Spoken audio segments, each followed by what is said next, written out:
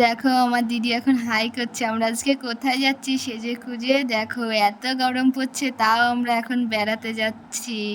এই যে আমরা টুকটুকিতে উঠে পড়েছি, দেখো এই যে মাঠের মধ্যে দিয়ে যাচ্ছি আমি আর আমার দিদি।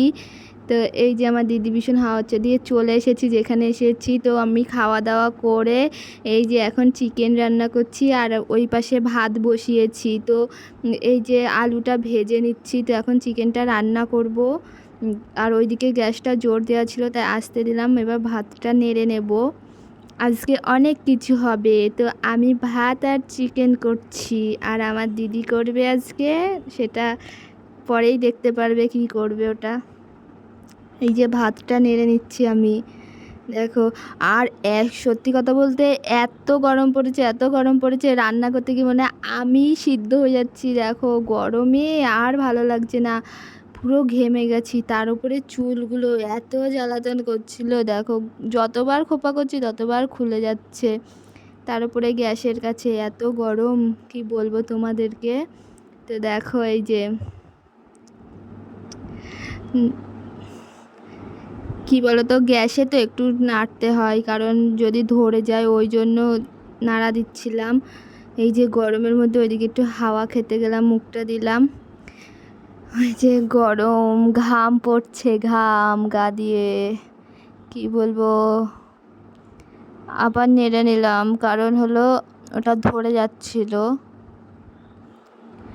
দেখো এই যে আমার দিদি এবার আসলো, আমার দিদি পাখার তলায় বসেছিল, তো দিদি আসলো, বললো দিয়ে তুই গরমে ঘেমে গেছিস আমার কাছে রে, আমি একটু দেখছি। তো ও ভাতটা দেখতে গেল। দেখো এই যে আমি এদিকে এটা নেড়ে নিচ্ছি, কারণ আর দিদি ওটা মিক্সার করে নিয়েছে, তো ওটা ওর মধ্যে দিয়ে দিচ্ছে মিক্সার মশলাটা।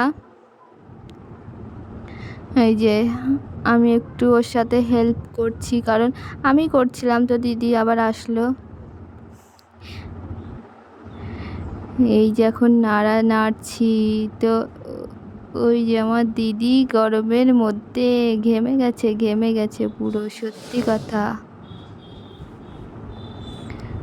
দেখো আজকে অনেক কিছু হবে, কারণ আমি ভাত আর মাংস করছি, আর আমার দিদি করবে একটা জিনিস, তো পরেই দেখতে পারবে, পরের ব্লকে দেখতে পারবে সেটা।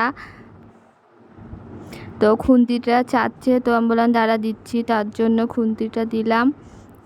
এই যে মিক্সারের ওইটা দিয়ে দিলাম, কারণ ওটা ধুয়ে জলটা দিয়ে দিলাম, কারণ ওটা নষ্ট হবে, তার জন্য দিয়ে দিলাম।